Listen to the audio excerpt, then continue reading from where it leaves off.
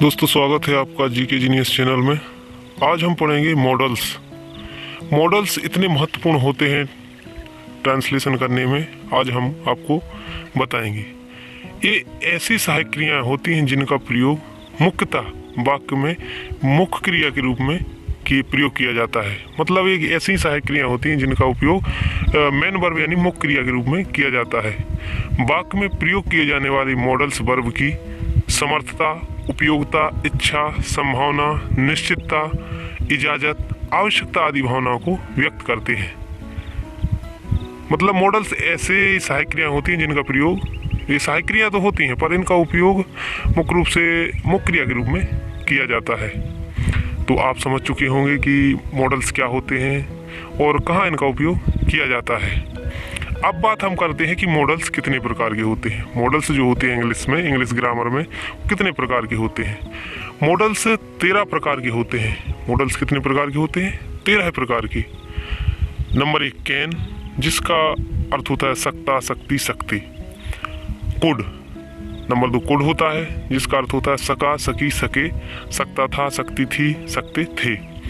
और 3 नंबर पर आता है मे का भी मतलब सकता, शक्ति, सकते होता है।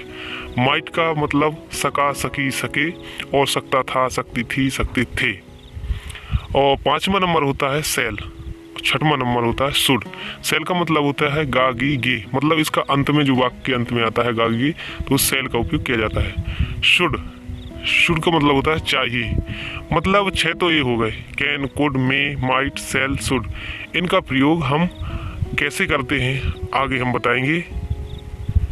तो अभी समझा हमने कैन, कुड, मे, माइट और सेल, शुड। अब बात करते हैं 7वें नंबर पर आता है बिल, जिसका मतलब होता है गा, गी, गे, इच्छा व्यक्त करने के लिए। 8 नंबर पर आता है वुड, जिसका मतलब होता है करता था, चाहूँगा। और टू का मतलब होता है चाहिए, चाहिए था। 10वें नंबर पर आता है यूज्ड टू, जिसका मतलब होता है करता था, जाया करता था।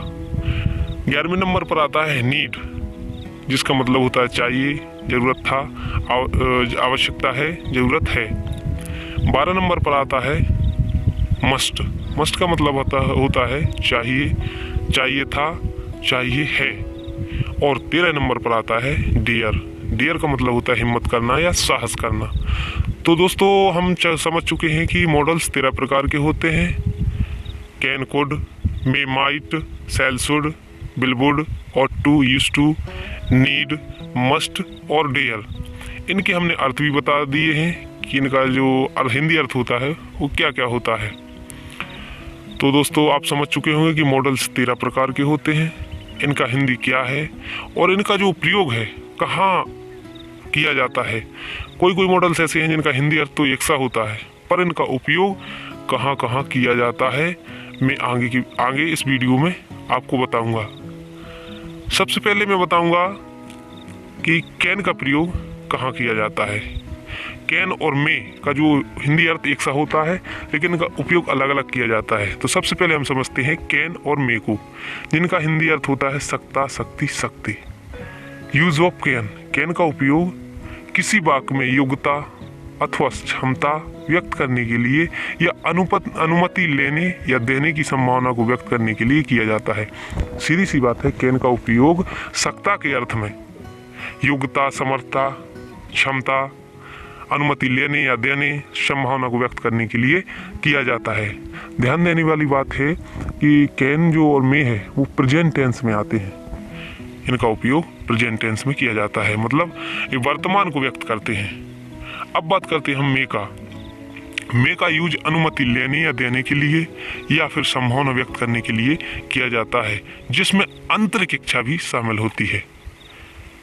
अब इनके हम एग्जाम्पल को आपको बताएंगे कि इनका उपयोग कैसे किया जाता है। तो आप समझ चुके होंगे कैन का उपयोग योग्यता, समर्थता, क्षमता और मे का उपयोग इच्छा, संभावना, आशीर्वाद आदि प्रकट करने के लिए किया जाता है। सबसे बड़ी बात यह है कि इनका उपयोग प्रेजेंट टेंस अर्थात वर्तमान की क्रियाओं को व्यक्त करने के लिए किया जाता है। वर्तमान की क्रियाओं को व्यक्त करने के लिए किया जाता है। अब हम समझते हैं इनको एग्जाम्पल के थ्रू कि कैसे इनका उपयोग किया जाता है। जैसे कि वह इस समस्या को हल कर सकता है। मतलब इसमें क्षमता दर्शाई जा रही, इसलिए हम कैन का प्रयोग करेंगे। तो he can solve this problem. यहाँ पे मे का यूज इसलिए नहीं करेंगे कि मे का यूज जो होता है वो इच्छा, संभावना, आशीर्वाद व्यक्त करने के लिए किया जाता है, लेकिन इस वाक्य में क्या है, समस्या को हल कर सकता है, यानी कि उसमें क्षमता है, योग्यता है, इसलिए हम कैन का प्रयोग करेंगे। He can solve this problem. दूसरा वाक्य है मैं यह वजन उठा सकता हूँ, मतलब क्षमता है, शारीरिक क्षमता है, इसलिए इसमें कैन का प्रयोग करेंगे। तो I can lift this weight, may का यूज नहीं करेंगे। अब बात करते हैं मे का यूज कहाँ करते हैं, जैसे कि क्या मैं तुम्हारा कॉपी ले सकता हूँ, क्या मैं तुम्हारा कॉपी ले सकता हूँ, इसमें इजाज़त मांग रहे हैं। तो मे आई यूज़ योर नोटबुक, इजाज़त ले रहे हैं, इसलिए हम इसमें मे का प्रयोग करेंगे। इसका दूसरा वाक्य है क्या मैं अंदर आ सकता हूँ सर, इसमें इजाज़त ली जा रही है, अनुमति ली जा रही है, इसलिए मे आई कम इन सर, मे आई कम इन सर। इसमें कैन का उपयोग इसलिए नहीं करेंगे क्योंकि इसमें इजाज़त ली जा रही है। तो क्या मैं अंदर आ सकता हूँ सर, तो मे आई कम इन सर, मे आई कम इन सर। तो दोस्तों आशा है कि आप कैन और मे का यूज किस प्रकार से कहाँ किया जाता है आप समझ चुके होंगे। अब बात करते हैं हम कुड और माइट की। कुड और माइट की, कुड और माइट इनका प्रयोग पास्ट टेंस में किया जाता है, मतलब भूतकाल में किया जाता है। इनका हिंदी अर्थ होता है सका, सकी, सके, सकता था, शक्ति थी और सकते थे। कुड का यूज योग्यता, शक्ति, सामर्थ्य, मदद आदि दर्शाने के लिए किया जाता है। कुड जो होता है कैन का पास्ट होता है, मतलब कुड जो होता है कैन का पास्ट होता है, मतलब बीता हुआ होता है। कैन होता है प्रेजेंट और कुड होता है पास्ट। अब माइट का प्रयोग संभावना, इच्छा, अनुमति, आज्ञा दर्शाने के लिए माइट का उपयोग किया जाता है। माइट मे का पास्ट होता है, ध्यान देना, कैन कुड का पास्ट होता है और माइट मे का पास्ट होता है। जैसे कि I could not go there, I could not go there, मैं वहाँ नहीं जा सका, मैं वहाँ नहीं जा सका, मतलब यहाँ पे देखो सका भूतकाल में यानी पास्ट में है वाक्य, इसलिए हम कैन की जगह कुड का प्रयोग करेंगे। दूसरा वाक्य है देयर माइट रेन टुडे, आज वर्षा हो सकती है, इसमें संभावना है, इसलिए आज वर्षा हो सकती थी के लिए हम माइट का प्रयोग करेंगे। देयर माइट रेन टुडे, यहाँ पे हम कुड का प्रयोग इसलिए नहीं करेंगे क्योंकि इसमें संभावना व्यक्त की जा रही है। तो देयर माइट के रेन टुडे, आज वर्षा हो सकती है, नहीं सॉरी, आज वर्षा हो सकती थी, पास्ट है यानी भूतकाल का वाक्य है। अब बात करते हैं हम बिल का। बिल का जो हिंदी अर्थ होता है गागी गे, जब वाक्य के अंत में गागी गे शब्द आते हैं तो बिल का यूज करते हैं। बिल का उपयोग कई अर्थ में किया जाता है, सामान्यतः इसका प्रयोग फ्यूचर टेंस में गागी गे आदि के रूप में किया जाता है, लेकिन मॉडल वर्ब में इसका उपयोग वादा, इच्छा, इरादा, दृढ़ निश्चय, हट आदि भावों को प्रकट करने के लिए किया जाता है।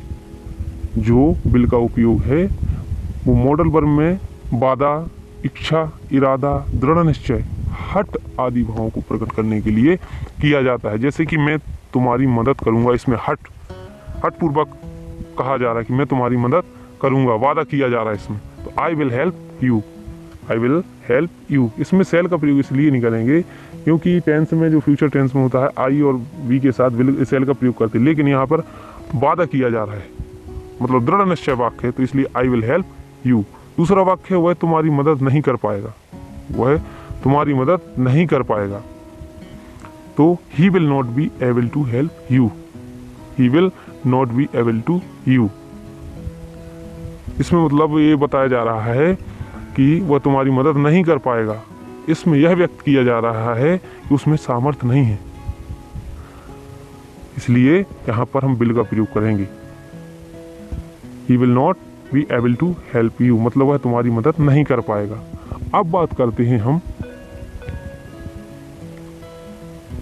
सेल की। सेल का वही हिंदी अर्थ होता है, सेल का प्रयोग मुख्यतः फ्यूचर टेंस में किया जाता है, आप पहले मैं बता चुका हूँ पहले की वीडियो में, लेकिन यह मॉडल वर्ब का एक निश्चित अभिन्न अंग है जिससे प्रबल इच्छा या शक्ति का भाव व्यक्त किया जाता है। प्रबल इच्छा, उसमें तो इच्छा है, इसमें प्रबल इच्छा या शक्ति का भाव व्यक्त किया जाता है। इसके प्रयोग से वाक्य पर विशेष बल पड़ता है, या यूं कहें इसका प्रयोग क्रिया का फल सब्जेक्ट पर डालने के लिए किया जाता है। इसका जो प्रयोग किया जाता है वो कर्ता पर प्रभाव डालने के लिए किया जा सकता है। जैसे कि मैं सतर्क रहा करूँगा, यहाँ पे प्रबल इच्छा है कि मैं सतर्क रहा करूँगा, I shall be alert, I shall be alert. दूसरा वाक्य है क्या मैं सफल रहूँगा, क्या मैं सफल रहूँगा, शैल आई बी सक्सेसफुल। मतलब यहाँ पे दृढ़ निश्चय है, प्रबल इच्छा है, इसलिए शैल का प्रयोग किया जाएगा। क्या मैं सफल रहूँगा, शैल आई बी सक्सेसफुल। और पहला वाक्य था मैं सतर्क रहा करूँगा, आई शैल बी अलर्ट। यहाँ पे बिल का प्रयोग इसलिए नहीं किया जाएगा क्योंकि इसमें प्रबल इच्छा बताई जा रही है कि मैं सतर्क रहा करूँगा। तो आई शैल बी अलर्ट, क्या मैं सफल रहूँगा, शैल आई बी सक्सेसफुल। तो दोस्तों बिल का प्रयोग कहाँ किया जाता है और शैल का प्रयोग कहाँ किया जाता है? मॉडल्स वर्ब में। ये सहायक क्रिया तो है ही, पर मॉडल्स वर्ब में उनका उपयोग अलग किया जाता है, जो मैंने आपको बता दिया। अब बात करते हैं वुड की। वुड का जो हिंदी अर्थ होता है वो करता था, चाहूँगा, या यूं कहें कि बिल वुड जो होता है बिल का पास्ट होता है। जैसे कि कैन कुड का, मे माइट का, इसी प्रकार बिल वुड का वुड जो होता है बिल का पास्ट होता है। वुड का प्रयोग व्यक्तिगत इच्छा, संभावना, पुरानी आदतें आदि के विनम्र भाव से व्यक्त करने के लिए विशेष रूप से किया जाता है। वुड का उपयोग सामान्यतः विनम्र अनुरोध, भूतकालिक आदतों, प्रार्थना, दृढ़ निश्चय, अनिश्चय में आदि जैसे प्रश्नों को व्यक्त करने के लिए किया जाता है। वुड बिल का पास्ट होता है, जैसे कि कैन कुड का और मे माइट। इस प्रकार से आप समझ चुके हो कि वुड बिल का पास्ट होता है, इसलिए इसका उपयोग व्यक्तिगत इच्छा, संभावना, पुरानी आदतें और दृढ़ निश्चय, प्रार्थना आदतों को व्यक्त करने के लिए किया जाता है। अब बात करते हैं हम इनकी एग्जाम्पल की कि इनका उपयोग कहाँ की कैसे किया जाता है। इनका उपयोग कैसे किया जाता है?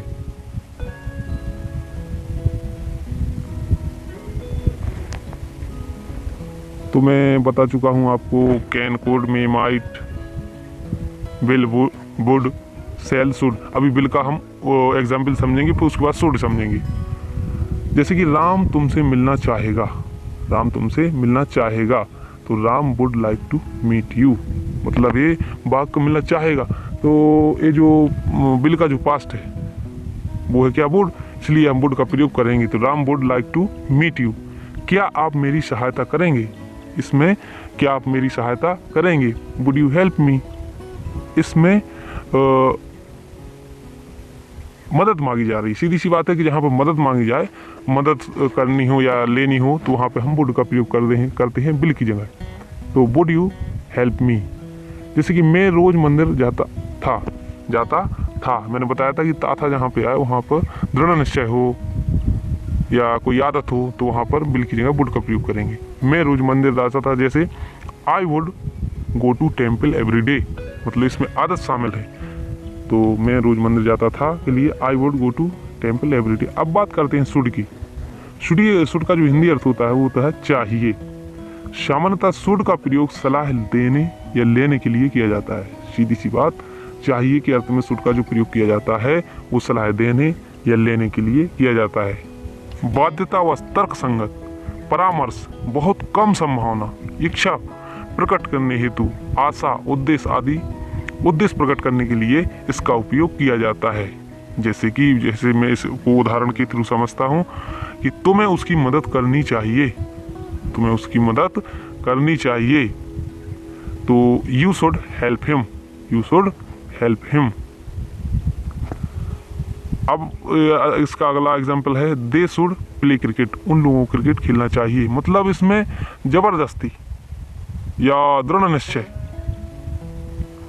के लिए बताया जा रहा है, उन लोगों को क्रिकेट खेलना चाहिए। They should play cricket. आखिरी वाक्य, रवि को अपने पिता को नहीं बुलाना चाहिए, Ravi should not call him father, Ravi को should not call his father, मतलब रवि को अपने पिता को नहीं बुलाना चाहिए। इसमें सलाह दी जा रही है, इसमें ली जा रही है उन लोगों को क्रिकेट खेलना चाहिए, सलाह दी जा रही, मतलब इन सभी वाक्यों में सलाह दी जा रही है, इसलिए हम शैल की जगह शुड का प्रयोग करेंगे। अब बात करते हैं हम अगले स्टेप पर, ought to। ought to का मतलब भी चाहिए था होता है। तो ought to का उपयोग सामान्यतः उपदेश या सलाह देने के लिए किया जाता है। उपदेश या सलाह देने के लिए किया जाता है। यही एक ऐसा शब्द है जिसके माध्यम से नैतिक भाव प्रकट किए जाते हैं। नैतिक भाव प्रकट किए जाते हैं। राष्ट्र, मौलिक कर्तव्य, दिनचर्या आदि जैसे स्वभावों को प्रकट करने के लिए हम चाहिए के अर्थ में ought to का प्रयोग करते हैं। जैसे कि हमें अपने देश की सेवा करनी चाहिए, इसमें अपना मौलिक कर्तव्य है, राष्ट्र भावना भी, नैतिक कर्तव्य भी है, तो इसलिए हमें अपने देश की सेवा करनी चाहिए। We ought to serve our country, इसमें हम चाहिए के अर्थ में ought to का प्रयोग करेंगे। मतलब देशभक्ति हो, मौलिक कर्तव्य हो, नैतिक कर्तव्य हो, तो वहाँ पे हम ought to का प्रयोग करते हैं चाहिए था के अर्थ में। दूसरा वाक्य, मुझे जाना चाहिए था। मुझे जाना चाहिए, इसमें नैतिक कर्तव्य है, नैतिक भाव प्रकट किया जा रहा था। तो I ought to have gone, मुझे जाना चाहिए था। I ought to have gone। तो दोस्तों आशा है कि आप ought to मॉडल को समझ चुके होंगे कि इसका चाहिए के अर्थ में किया जाता है, जहाँ पर देश भावना, नैतिक कर्तव्य, राष्ट्र मौलिक आदि कर्तव्य होते हों। अब बात करते हैं यूज टू की। यूज टू का मतलब होता है हिंदी अर्थ करता था, जाया करता था। यूज टू का उपयोग ऐसे वाक्यों को संबोधित करने के लिए किया जाता है जिनका संबंध भूतकाल से होता है। सीधी सी बात है कि ought to का पास्ट होता है क्या? Use to. तो इसका भी अर्थ होता है, या यूं कहें कि नैतिक कर्तव्य, परामर्श, भूतकालिक अनुमान आदि भावों को प्रकट करने के लिए इसका प्रयोग किया जाता है। सीधी सी बात है कि यूज टू का प्रयोग, यूज टू जो होता है वो ought to का पास्ट होता है, जैसे कैन, कुड का, मे, माइट का, विल, वुड, इस प्रकार से। जैसे कि सीता यहाँ आया करती थी, सीता यहाँ आया करती थी, तो Sita use to come here, मतलब एक इसमें भूतकालिक अनुमान बताया जा रहा है कि सीता यहाँ पर आया करती थी, तो Sita use to come here. अगला वाक्य, वह वापस नहीं जाता था, मतलब वह वापस नहीं जाता था, तो इसमें भूतकाल की घटना बताई जा रही है, इसलिए he does not use to go to the office. अब बात करते हैं हम नीड। नीड का मतलब होता है चाहिए था, जरूरत था या जरूरत है। सीधी सी बात है, इसका सीधा सा अर्थ होता है जरूरत या आवश्यकता। नीड का प्रयोग कई अर्थों में किया जाता है, लेकिन इसका क्रिया का प्रयोग वाक्य में आवश्यकता या जरूरत दिखाने के लिए किया जाता है, जिसमें इसका भाव परिस्थितियों के ऊपर निर्भर करता है, परिस्थितियों के ऊपर निर्भर करता है, लेकिन मुख्यतः यह वर्तमान और भूतकाल की अभिव्यक्ति कराने के लिए होता है। मतलब इसका प्रयोग भूतकाल और वर्तमान काल की अभिव्यक्ति को व्यक्त करने के लिए किया जाता है। जैसे कि मुझे किताब की जरूरत है, आई नीड अ बुक। सीधी सी बात है, नीड के अर्थ में, आवश्यकता के अर्थ में नीड का यूज किया जाता है। दूसरा वाक्य है, हमें भविष्य के लिए निवेश करने की जरूरत है। देखो यहाँ पर जरूरत शब्द है, इसलिए हम नीड का प्रयोग करेंगे, तो we need to invest for the future. इसमें कुछ नहीं है, इसमें सिर्फ जरूरत या आवश्यकता के अर्थ में हम नीड का प्रयोग करते हैं। तो मैंने एग्जाम्पल के थ्रू बता दिया है कि आप, जैसे कि मुझे किताब की ज़रूरत है, आई नीड अ बुक, तो समझ चुके होंगे आप कि नीड का प्रयोग कहाँ किया जाता है। अब बात करते हैं मस्ट, जो 12वां प्रकार है मॉडल्स का, मस्ट। इसका हिंदी अर्थ होता है चाहिए, जरूर चाहिए और जरूर चाहिए था।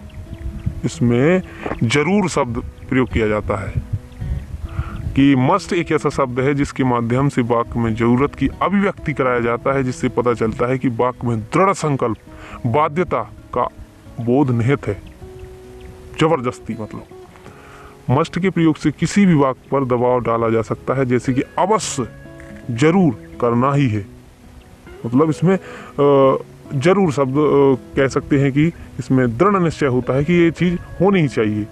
जैसे कि इसका एग्जाम्पल है, मोहन को घर जाना ही चाहिए। मोहन को घर जाना ही चाहिए। चाहिए तो देखो कई अर्थ में, कई मॉडल्स का चाहिए के अर्थ में किया जाता है, लेकिन इसमें दृढ़ निश्चय होता है और बाध्यता होती है कि मोहन को घर जाना ही चाहिए। Mohan must go home, Mohan must go home, मतलब इसमें दृढ़ निश्चय है, बाध्यता है।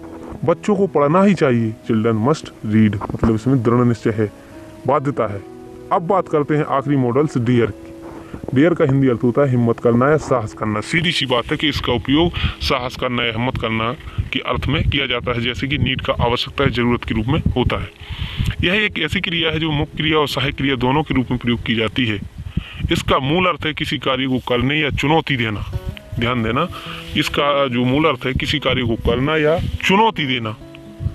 डेयर का प्रयोग मुख्य रूप से नेगेटिव और प्रश्नवाचक वाक्यों में किया जाता है। सीधी सी बात कहें, नकारात्मक और प्रश्नवाचक वाक्यों में किया जाता है। जैसे कि इसका एग्जाम्पल है, वह घर छोड़ने की साहस नहीं करेगा। वह घर छोड़ने की साहस नहीं करेगा। He will not dare to leave the home. मतलब इसमें चुनौती दी जा रही है कि वह घर नहीं छोड़ सकता है।